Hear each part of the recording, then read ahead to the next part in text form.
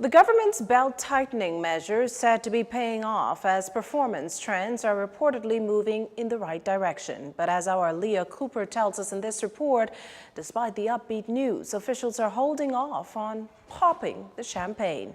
Finance Minister Peter Turnquest making no qualms about it. He's pleased with the state of the economy, and here's why. Revenue is up. A fiscal snapshot of the first quarter show an increase in revenue by $60.1 million. That's said to be due to an increase in collections from stamp tax and value-added tax. Overall expenditure grew by $3.5 million as a result for a $39.1 million increase in recurrent expenditure and a $35.6 million decrease in capital expenditure.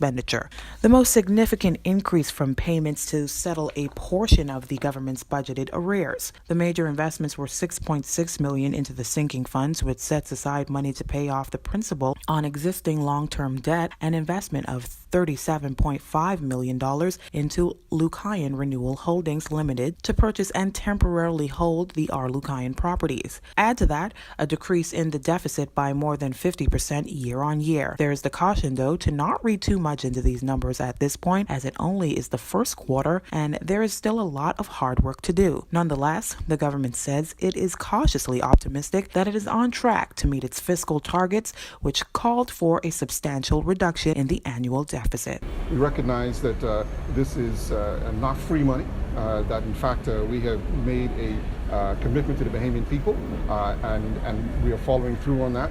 I'm particularly pleased that we have been able to, faithful to our fiscal plan for the year, we've been able to pay off 21% of the arrears that we had projected that we would pay this year. And that is progress, because as we pay off those arrears, we'll be able to fulfill our commitment to the Bahamian people in terms of being able to reinvest in not only in micro and small and medium-sized enterprises and entrepreneurial development, but also in infrastructural development, as we create the environment for further growth of the economy and to empower Bahamians to be entrepreneurs and to take control of the economic growth. Deputy Prime Minister and Minister of Finance Peter Turnquest adds that all they're asking is that Bahamians continue to partner with them and continue to be patient. Again, we recognize that this is sacrifice. We recognize that we're asking a lot, but we're hoping that the report issued today will demonstrate to them that we are being faithful to our promises to them, and that it is in fact beginning to work, so that at the end of our fiscal consolidation period of 3 years, that we will be able to put ourselves in a much stronger position so that we can fulfill and do some of the things that we know we need to do in terms of investing in Bahamians, investing in the infrastructure of the country, so that we change our position at the negotiating table, whether it is with these international agencies or whether it's with investors, so that we change our position and we are able to dictate the terms that we will accept investment for the benefit of the Bahamian people. The minister says the public can expect to see the full effect in the next quarter and certainly going into the third quarter. Reporting for JCN News, I'm Leah Cooper. Well, the opposition's point man on finance, Chester Cooper, commenting on first quarter results, charging that the revenue collection is significantly under budget, an indication, he says, that the government's projections are not being met.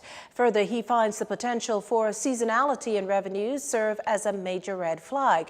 It's with that in mind that Mr. Cooper believes the so-called expert modeling and tax hike itself were ill-advised. He expects, though, that there will be even more tax increases, added borrowing, or massive recessionary cutbacks by the end of the year. Many expenditure items, he says, are below budget, and this is most likely because of timing and a delay in payment. Mr. Cooper believes this may be code for cash management, adding that what it shows, if anything, is that the government's engaged in guesswork with its projections and no sound reasoning went into its lofty expectations. He added that if this report is to be taken as a literal barometer of tax collection, then the government has much ground to cover in meeting its goals, even during the October to December period, which is usually more robust.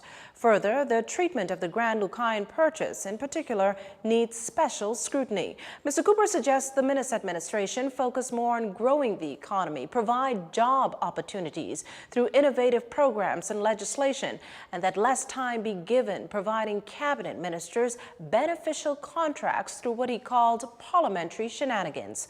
All in all, he acknowledged that the Fiscal Snapshot is a commendable effort at timely reporting.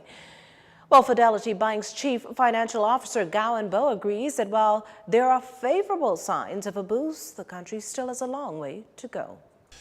Unemployment is a number that external observers say we really don't have a very good picture on because we take it in 2 times during the year. And when you look at North America, they publish it on a monthly basis so that you have an understanding of what I'm going to call the natural ebbs and flows. So we know during certain periods there's lowering of unemployment because of activities that were going on in the past. We know that following the school leavers, that number jumps up because we're not creating jobs fast enough to absorb the school leaver numbers. So we are seeing improvements in the numbers and then we see a decline, and so that gives mixed reaction. But the average person is still saying that unemployment is still too high and there aren't sufficient jobs available.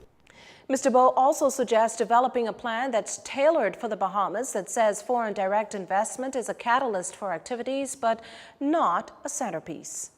It has to be a part of a wider plan where Bahamian entrepreneurship, ownership is at the center plank and not really around the periphery. And I think too often we hear about all of the new developments and who do you often hear as being the primary shareholder.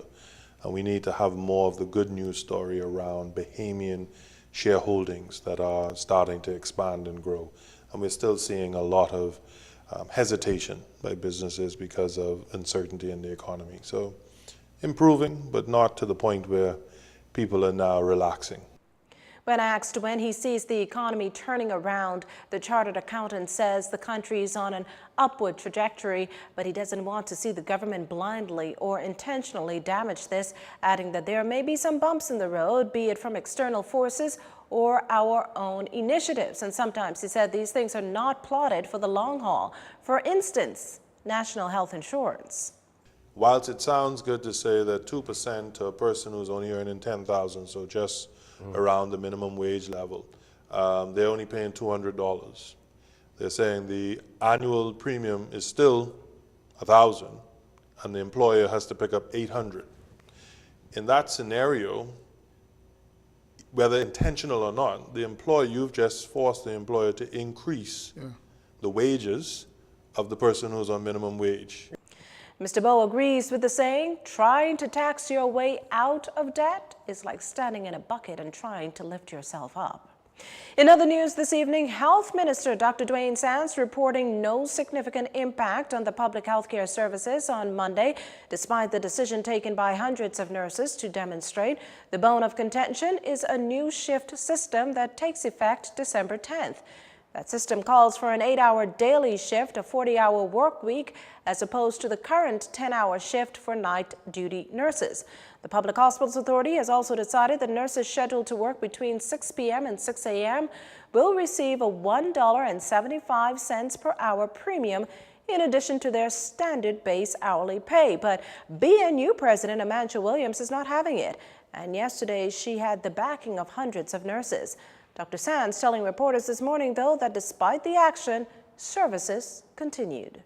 That aside, the minister expressed hope that the BNU would accept the invitation to meet at the negotiating table with the PHA. Dr. Sands said since the demonstration, he's had a very cordial conversation with BNU President Amanda Williams. Ms. Williams, meantime, has vowed that things will get worse before they get better. You're watching JCN News. Stay with us. This segment of the news was brought to you by Alive.